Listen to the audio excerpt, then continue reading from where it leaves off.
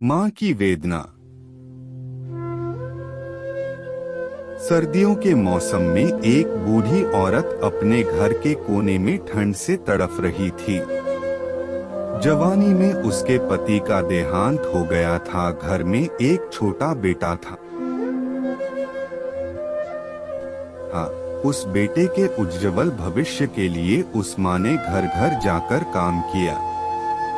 काम करते करते वो बहुत थक जाती थी, लेकिन फिर भी आराम नहीं करती थी। वो सोचती थी जिस दिन बेटा लायक हो जाएगा उस दिन आराम करूंगी। देखते देखते समय बीत गया। माँ बूढ़ी हो गई और बेटे को अच्छी नौकरी मिल गई। कुछ समय बाद बेटे की शादी कर दी और एक बच्चा हो गया। अब बूढ़ी माँ खुश थी कि बेटा लायक हो गया।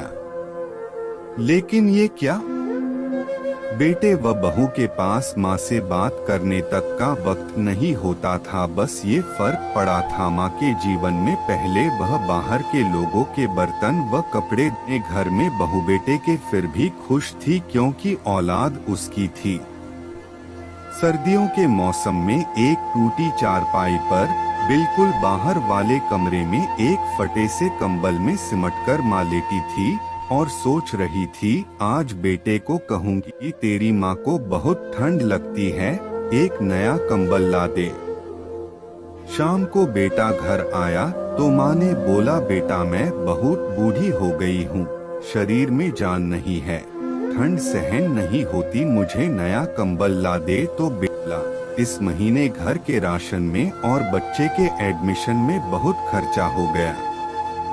कुछ पैसे है पर तुम्हारी बहू के लिए शॉल लाना है, वो बाहर जाती है, तुम तो घर में रहती हो, सहन कर सकती हो, ये सर्दी निकाल लो। अगले बेटे की बात सुनकर माँ चुपचाप सिमटकर कंबल में सो गई। अगले सुबह देखा तो माँ इस दुनिया में नहीं रही। सब रिश्तेदार पड़ोसी एकत्रित हुए।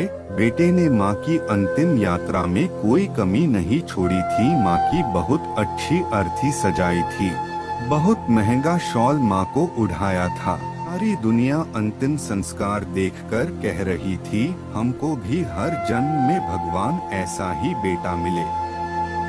मगर उन लोगों को क्या पता था कि मरने के बाद भी एक माँ तड़प रही थी।